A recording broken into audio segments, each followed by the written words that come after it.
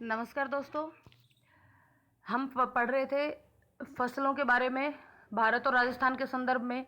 उसमें हमने खाद्यान्न फसलें पढ़ ली थी, वाणिज्यिक फसलें पढ़ ली थी, तिलहन फसलें पढ़ ली थी। आज हम पढ़ेंगे दलहनी फसलें। तो दोस्तों, दलहनी फसलें कौन सी होती हैं? वो फसल जिससे हमें दाल प्राप्त होती है उसे दलहन फसलें कहते हैं। तो हम दलहनी फसलें शुरू करते हैं। और शुरू करने से पहले मेरी आपसे एक विनम्र रिक्वेस्ट है कि यदि आपने अभी तक चैनल को सब्सक्राइब नहीं किया है तो प्लीज़ पहले चैनल को सब्सक्राइब कर लें और बेल आइकन को क्लिक कर लें ताकि आने वाली हर वीडियो का नोटिफिकेशन आपको मिल जाए। फसलों से संबंधित यदि आपको खाद्यान्न फसलें पढ़नी है और खाद्यान्न फसलें, वाणिज्यिक फसलें या फिर तिलहनी फसलें पढ़नी है तो उसका लिंक आपको आई बटन में और डिस्क्रिप्शन बॉक्स दोनों जगह मिल जाएगा। आप वहाँ से जा कर के उन टॉपिक्स को पढ़ सकते हैं। तो चलिए शुरू करते हैं दलहनी फसलें। तो सबसे पहले वह फसल जिसमें दाल प्राप्त होती है उसको क्या कहते हैं? दलहन फसलें कहते हैं। दलहन फसलें उन फसलों को कहते हैं जिनसे दाल प्राप्त होती है। ये जो फसलें हैं दलहनी फसलें, ये कुछ रबी की मौसम में और कुछ खरीफ के मौसम में, यानी कुछ रबी की फसल है तो कुछ खरीफ की फसल है। ये सब बातें हम करेंगे आगे। नेक्स्ट, दाल जो होती है वो प्रोटीन का प्रमुख स्रोत होती है। दालों से हमें बहुत अधिक मात्रा में प्रोटीन प्राप्त होता है। दाल जो है उसको अनाजों का पूर्वक व सहायक भी कहते हैं। दालों को अनाजों के पूर्वक के रूप में या सहायक के रूप में भी देखा जाता है। सभी दालें फलीदार फसलें होती हैं, सभी दालों में फली होती हैं। दालों की खेती जो है उससे भूमि की उर्वरा शक्ति बढ़ती है, यानी कि दालों का उत्पादन जिन खेतों में किया जाता है उससे दालों की खेती करने से जिस खेत में ये फसल बोई जाती है उसके जो भूमि है उसकी उर्वरा शक्ति में बढ़ोतरी होती है। जबकि अन्य खाद्यान्न फसलें जब हम बोते हैं तो उससे क्या होता है कि वो खाद्यान्न फसल, एक फसल बोने के बाद ज़मीन की उर्वरा शक्ति कम हो जाती है। जबकि यदि उस फसल के बाद दाल बो दी जाए खाद्यान्न फसल के बाद तो जो उर्वरा शक्ति कम हुई थी वो पुनः वापस से उसके अंदर ग्रोथ हो जाती है, तो वो उर्वरा शक्ति उसमें वृद्धि हो जाती है। तो इसलिए कहा जाता है कि प्रत्येक फसल चक्र के रूप में बोना चाहिए। प्रत्येक खाद्यान्न फसल के बाद दालों की बुआई अवश्य करनी चाहिए ताकि खेतों की जो भूमि है उसकी उर्वरा शक्ति बनी रहे। दालों की खेती फसल चक्र को बनाए रखने में सहायक होती है। दलहनी फसलें वर्षा की कमी व सूखे को सहन करने की क्षमता रखती हैं। जो दलहनी फसलें होती हैं वो कम पानी की आवश्यकता उनको होती है और इस वजह से दलहनी फसलें शुष्क मानसून में भी बोई जाती हैं। शुष्क क्षेत्र जो होता है जहाँ पे शुष्क वर्षा होती है, मतलब शुष्क फसलें उगाई जाती हैं, वहाँ पर दलहनी फसलों का ज़्यादा बुआई होती है। दलहन फसलें रबी व खरीफ दोनों मौसम में बोई जाती हैं। अब रबी की कौन सी दलहन फसल है और खरीफ की कौन सी दलहन फसल है, देखिए। रबी की फसल है चना, मटर, मसूर। चना, मटर, मसूर। चने को देखिए, आपको यहाँ पे एक चीज़ और बता दें, चना जो है वो गेहूं के साथ भी बोया जा सकता है और जौ के साथ भी बोया जाता है। जब चने को गेहूं के साथ बोते हैं तो वहाँ पर गेहूं और चना मिलकर के गोचनी कहलाती है। वो क्या कहलाती है? गोचनी कहलाती है। जब गेहूं के साथ चना को बोया जाता है तो गोचनी कहलाती है। और जब चना प्लस जौ बोया जाता है, जौ के साथ जब चना को बोया जाता है उसको कहते हैं बेझड़। उसको क्या कहते हैं? बेझड़ भी कहते हैं। तो देखिए यहाँ पे ये चीज़ ध्यान रखना। यहाँ से आप अच्छी तरह से याद कर सकते हैं कि जो गेहूं और जौ है ये दोनों ही रबी की फसलें हैं और चना भी इन्हीं के साथ बोया जाता है, इनमें मिक्स करके भी बोया जाता है, तो वो गोचनी और बेजड़ होती है। तो ये साफ साफ पता चल गया कि चना जो है वो कब कहाँ बोया जाता, मतलब कौन सी ऋतु में बोया जाता है? रबी की ऋतु में बोया जाता है। चने के साथ मसूर और मटर, चने के साथ मसूर और मटर दोनों ही मैं वाली फसलें हैं। मटर मोटे दाने होते दोनों के ही, सॉरी मसूर का तो मोटा नहीं होता, लेकिन चने का भी मोटा होता है और मटर का भी मोटा होता है। दोनों मोटे दाने वाली फसल है, तो ये रबी की फसल है, ध्यान रखना। उसके बाद खरीफ में बोए जाने वाले अन्य सभी जो दालें हैं वो खरीफ की मौसम की फसलें हैं, जैसे मूंग है, उड़द है, अरहर है, सोयाबीन है, मोठ है, चवला है इत्यादि। नेक्स्ट बात कर लें, सोयाबीन जो है ये दलहन और तिलहन दोनों तरीके की फसल है। दलहन में भी इसको शामिल किया जाता है क्योंकि इससे दाल भी बनती है और इसको तिलहन में भी शामिल किया जाता है क्योंकि इससे तेल प्राप्त भी होता है। और यदि सभी दालों की बात करें, हमने कहा कि दालें जो है वो प्रोटीन का स्रोत होती हैं, तो सभी दालों में सर्वाधिक प्रोटीन जो है वो सोयाबीन में पाया जाता है। साथ में अब यहाँ पे उत्पत्ति स्थल की बात हो रही है कि सभी दलहन फसलों का उत्पत्ति स्थान भारत है, परंतु मोठ जो है उसका उत्पत्ति स्थल अफ्रीका है। जो चना है उसका भी उत्पत्ति स्थल भारत के साथ साथ एशिया, संपूर्ण एशिया को भी माना जाता है, मतलब एशिया को भी माना जाता है।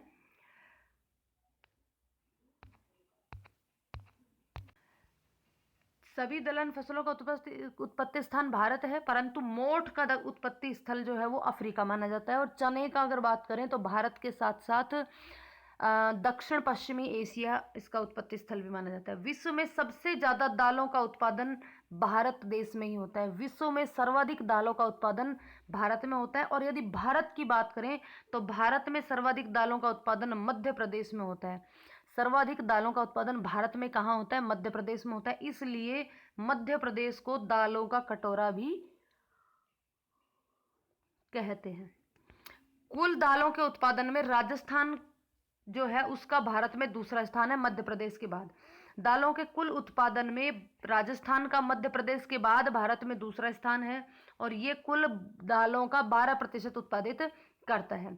और राजस्थान में यदि सर्वाधिक दाल उत्पादन की बात करें तो सबसे अधिक दाल का उत्पादन जोधपुर में होता है। राजस्थान में जितना भी क्षेत्रफल बोया जाता है उसमें से 18% भाग में दलहन फसलें बोई जाती है। जितना भी क्षेत्रफल में कृषि होती है राजस्थान में, उसका 18% भाग दलहन फसलों के रूप में बोया जाता है। और राजस्थान में दलहनी फसलें अधिकांशतः बारानी क्षेत्रों में बोई जाती हैं। बारानी क्षेत्र वो होते हैं जिसमें वर्षा बहुत कम होती है। दलहन की विशिष्ट मंडी मदनगंज किशनगढ़ में है। अजमेर, इसका अगर डिस्ट्रिक्ट की बात करें तो अजमेर डिस्ट्रिक्ट में पड़ता है ये मदनगंज किशनगढ़। तो दलहन की विशिष्ट मंडी जो है वो मदनगंज किशनगढ़ अजमेर में स्थित है। सर्वाधिक कृषि उत्पादन के लिए राज्यों को कृषि कर्मण अवार्ड दिया जाता है। जिस राज्य का सर्वाधिक उत्पादन कृषि में होता है उस राज्य को कृषि कर्मण अवार्ड दिया जाता है। अब हम बात करें चना।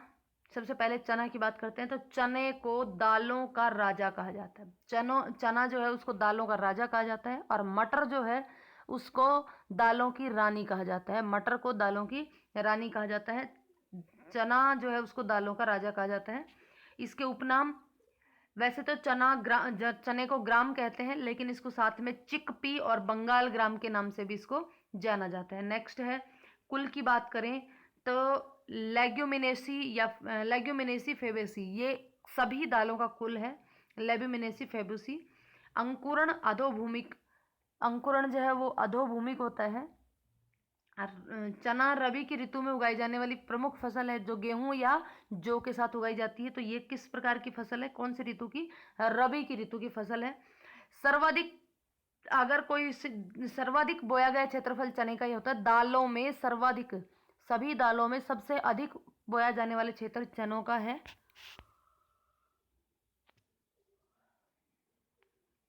या दूसरे शब्दों में कहा कि दालों के कुल बोए गए क्षेत्रफल के सर्वाधिक भाग पर बोई जाने वाली दलहन फसल जो है वो चना है।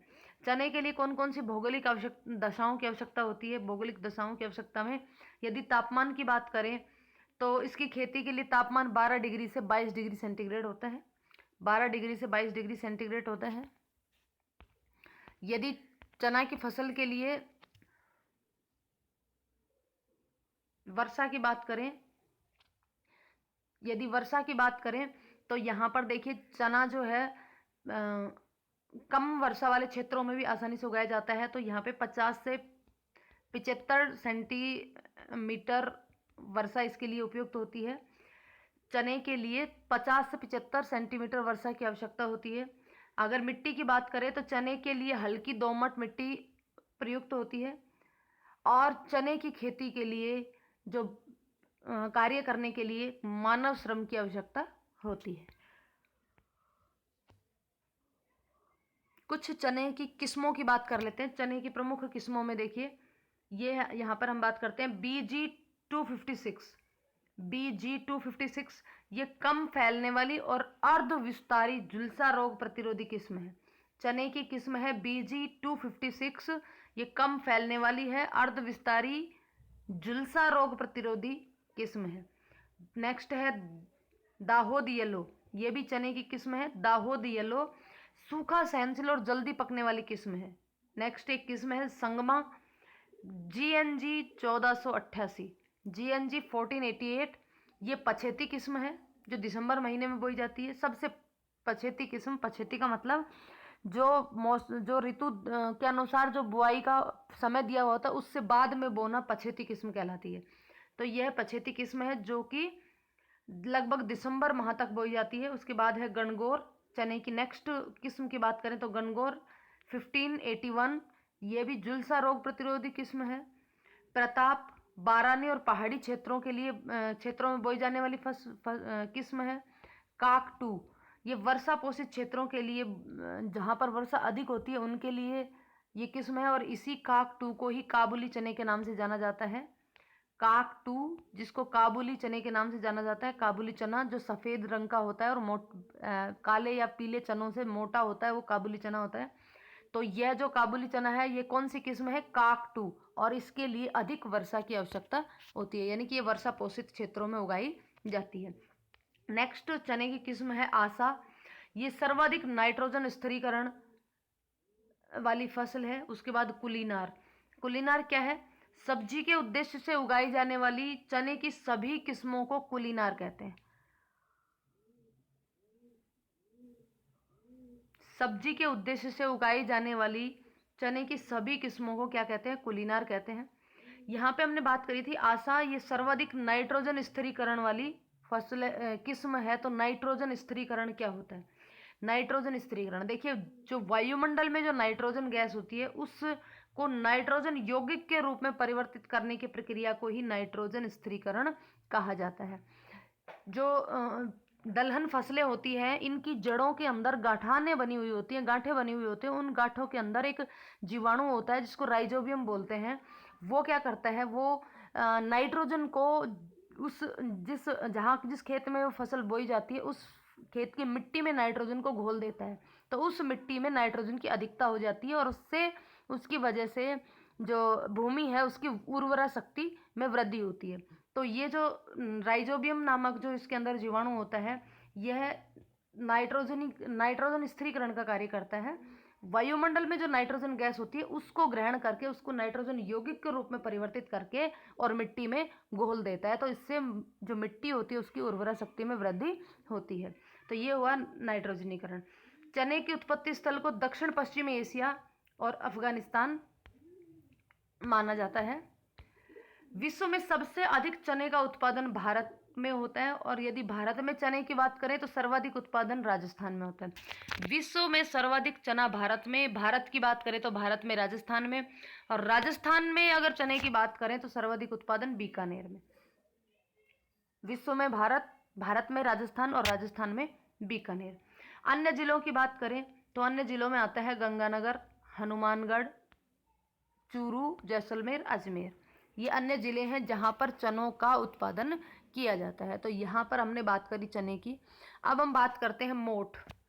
मोठ, इसके अन्य नाम क्या क्या हैं? देखिए, देवबीन, मटकी, तुर्किश ग्राम। चने को बंगाल ग्राम के नाम से जाना जाता था, मोठ को तुर्किश ग्राम। इस मोठ के अंदर 18% प्रोटीन पाई जाती है और इसका अंकुरण जो एपीजियल प्रकार का होता है और इसकी फली जो है वो पोड़ होती है। मोस्टली जो दलहन फसलें होती हैं उनमें फली का प्रकार पोड़ ही पाया जाता है।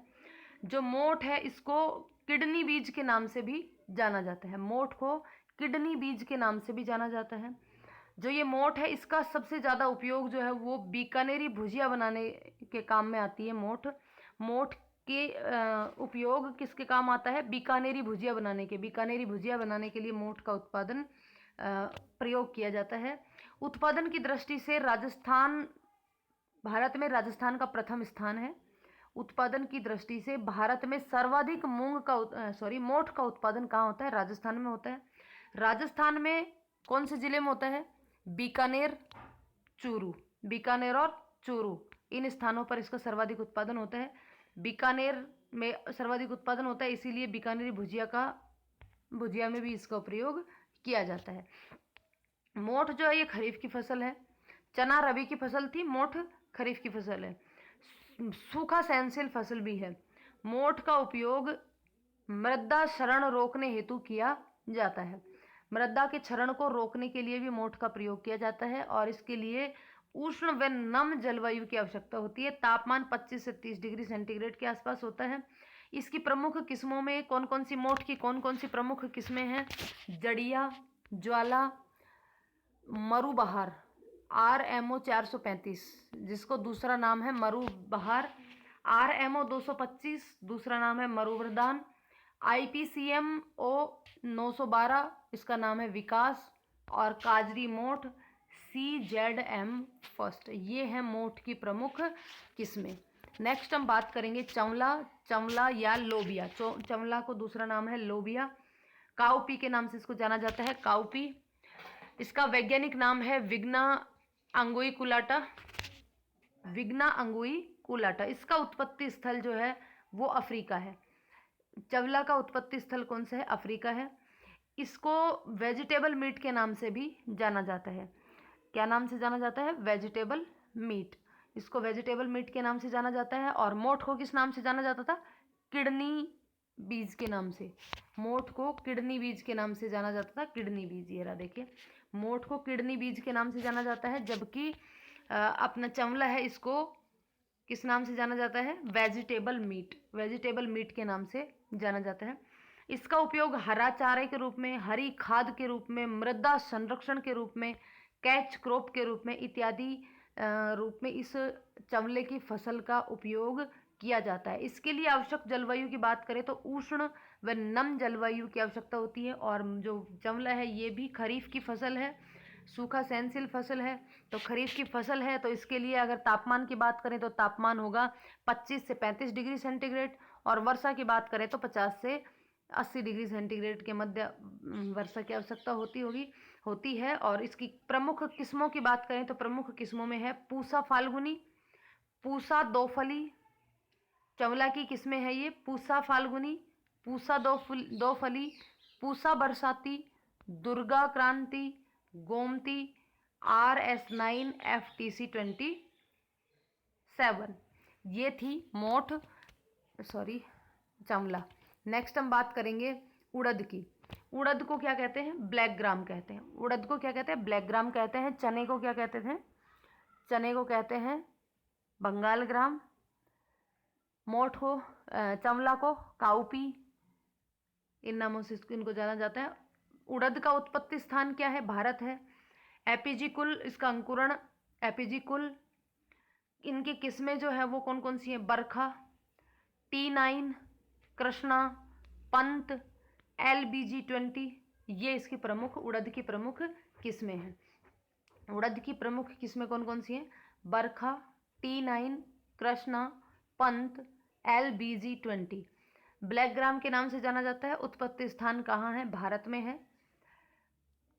अच्छा, नेक्स्ट, विश्व में उड़द का सर्वाधिक उत्पादन भारत में होता है, और भारत में सर्वाधिक उत्पादन महाराष्ट्र और मध्य प्रदेश में उड़द का उत्पादन सर्वाधिक होता है। विश्व में सर्वाधिक उड़द का उत्पादन कहाँ होता है? भारत में। और भारत में यदि बात करें तो महाराष्ट्र और मध्य प्रदेश में। राजस्थान में बूंदी सर्वाधिक उत्पादन वाला जिला है। उड़द का सर्वाधिक उत्पादन बूंदी में होता है। लेकिन यदि क्षेत्रफल, बोए गए क्षेत्रफल की बात करें तो सर्वाधिक बोया गया क्षेत्रफल है भीलवाड़ा। उड़द का सर्वाधिक बोया गया क्षेत्रफल है भीलवाड़ा। नेक्स्ट बात करते हैं हम मूंग की। तो मूंग को कहते हैं ग्रीन ग्राम। किस नाम से जाना जाता है मूंग को? Green gram. खरीफ की फसल है ये भी। इसका वानस्पतिक नाम है विग्ना रेडिएटा। उत्पत्ति स्थल भारत। खरीफ की फसल है। तापमान वही 25 से 35 डिग्री सेंटीग्रेड। वर्षा 50 से 80 सेंटीमीटर। मिट्टी दोमट और रेतीली मिट्टी।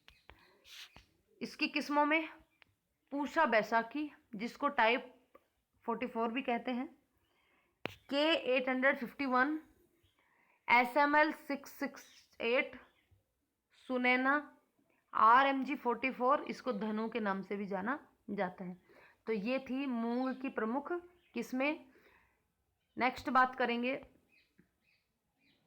मूंग की अन्य किस्मों की। अगर बात करें तो ज्वाला 45, ज्वाला 40 सॉरी ज्वाला नहीं जवाहर 45, जवाहर 45 उत्तरी भारत की प्रमुख किस्म है। ये उत्तर भारत में सर्वाधिक बोई जाने वाली किस्म है।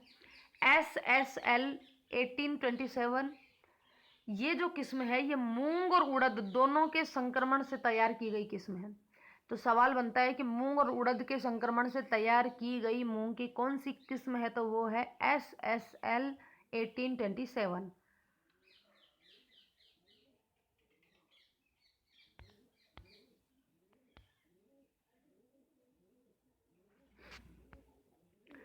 नेक्स्ट है SML 668 जायद ऋतु की किस्म है। यानी कि मूंग का उत्पादन जायद में भी किया, जायद ऋतु में भी किया जाता है, यानी कि रबी और खरीफ के मध्य में भी किया जाता है।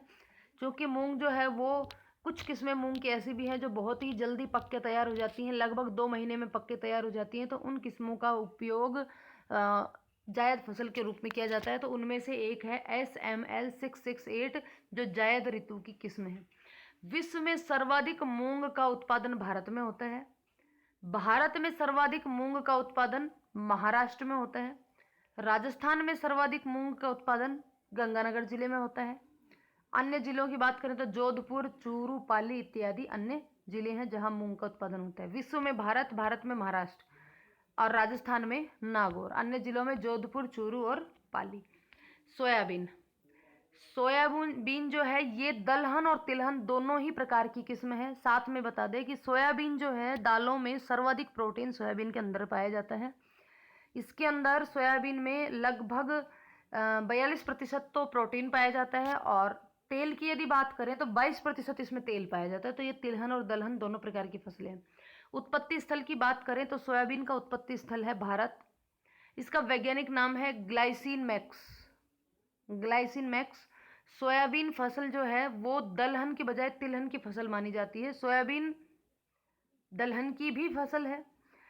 सोयाबीन को शाकाहारी ही जो मनुष्य होते हैं उनको मांस, इसको मांस कहते हैं सोयाबीन। क्यों कहते हैं? क्योंकि इसमें सर्वाधिक प्रोटीन पाया जाता है। स्वास्थ्य के लिए एक बहुत ही बहुउपयोगी खाद्य पदार्थ है। सोयाबीन का प्रमुख स्रोत है, तो ये प्रमुख खाद्य स्रोत भी है। इसमें प्रमुख घटक की बात करें तो सोयाबीन में प्रोटीन, कार्बोहाइड्रेट, वसा इत्यादि पाए जाते हैं। जिसमें प्रोटीन की बात करें तो 42% प्रोटीन और 22% तेल। विश्व में 60% सोयाबीन का उत्पादन अमेरिका में किया जाता है। विश्व का 60% उत्पादन जो है वो अमेरिका में किया जाता है।